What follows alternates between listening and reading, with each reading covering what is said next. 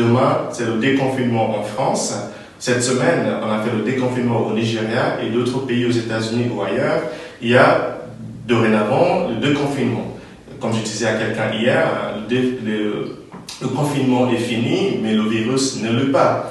Donc, nous avons des raisons légitimes d'encore avoir peur, de se dire mais qu'est-ce qui va nous arriver? Est-ce qu'on va vivre une crise économique? Est-ce qu'on va vivre une crise politique, sociale, ainsi de suite? Donc nous sommes inquiets comme les apôtres l'ont été le soir du départ de Jésus de ce monde. Et Jésus vient à point nommé pour nous dire n'ayez pas peur, que votre cœur ne soit pas bouleversé. Vous croyez en Dieu? Croyez aussi en moi. Moi, je vais vous emmener sur le bon chemin.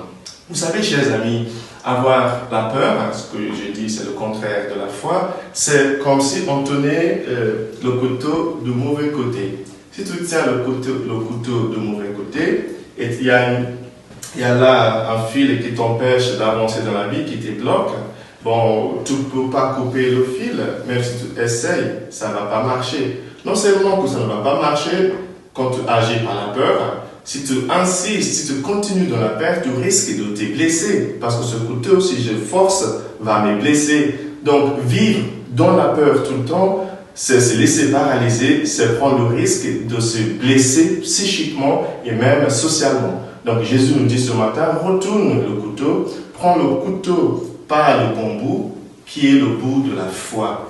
Ayez la foi, vous croyez en Dieu, croyez aussi en moi. Si vous tenez le couteau de son bon côté comme ça, vous allez arriver à couper n'importe quel fil qui vous empêche d'avancer.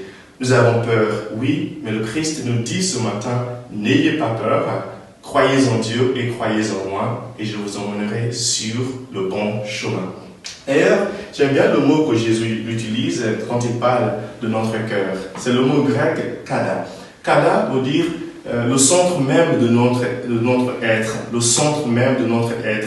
Il ne veut pas dire que de temps en temps, on ne va pas avoir de la peur, mais il nous dit qu'il faut protéger notre être intérieur, notre kada, notre cœur.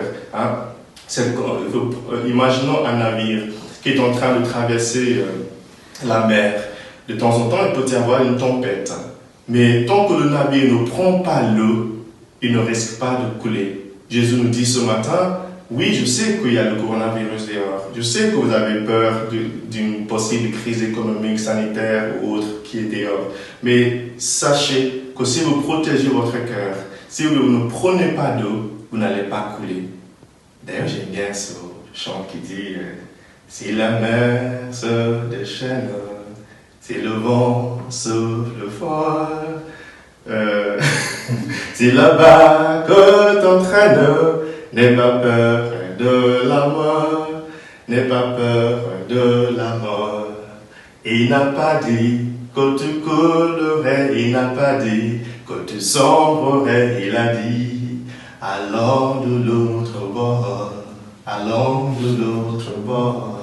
Justement, c'est la deuxième chose que j'aimerais vous dire, c'est qu'il faut maintenant oser aller de l'autre bord. Il faut réviser nos priorités. Il faut oser réviser nos priorités. Parce que c'est possible qu'avant le coronavirus, nous avions mis le monde à l'envers. C'est possible que nous avons investi dans le sport et dans le divertissement au lieu d'investir dans la science et dans l'éducation de nos enfants. C'est possible que nous avons mis notre argent du mauvais côté. Jésus nous dit ce matin, il faut oser réinventer votre monde. Dans la deuxième lecture que nous avons lue ce matin, c'est Saint Pierre qui s'adresse à nous. Il dit, il y a des pierres qui ont été rejetées par des bâtisseurs qui vont donc devenir des pierres d'angle. Est-ce qu'il y a des secteurs dans notre vie que nous avons négligés dans le passé qui doivent maintenant passer en premier, qui doivent maintenant passer en avant? Le secteur sanitaire, le secteur de l'éducation, des choses qui nous permettent d'être dans la relation les uns avec les autres.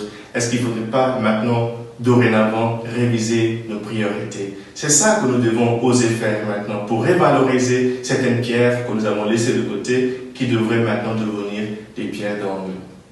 Et pour terminer, dans la première lecture de ce matin, nous voyons les apôtres qui ont osé inventer un nouveau système, un nouveau monde. C'était l'église naissante, la première église, tout allait bien, jusqu'au moment où les Juifs autochtones et les Juifs dans la diaspora avaient des problèmes. Parce que les Juifs qui n'ont jamais quitté le village n'aimaient pas ceux qui sont voyagés, qui sont revenus. Et du coup, il y avait un problème de distribution de la nourriture. Et les apôtres ne savaient pas quoi faire. Mais finalement, ils ont décidé de sélectionner 7 hommes grecs pour s'occuper des veuves grecques afin qu'il n'y ait pas de problème entre les Juifs grecs et les Juifs juifs. Hein, c'est un peu, on dit les Juifs hellénistes, c'est la même chose, les Juifs grecs, les Juifs hellénistes. Mais pour tout vous dire, c'est que les apôtres, face à une situation inédite, ont osé inventer quelque chose. Et aujourd'hui encore, nous avons des diacres dans l'Église. À partir de demain, à partir d'aujourd'hui, à partir de maintenant, nous allons devoir être plus créatifs et inventifs pour recréer notre monde, pour rebâtir notre monde.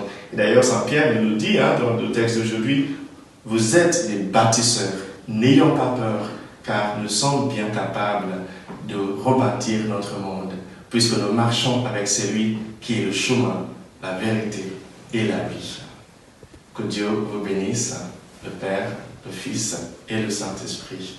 Amen.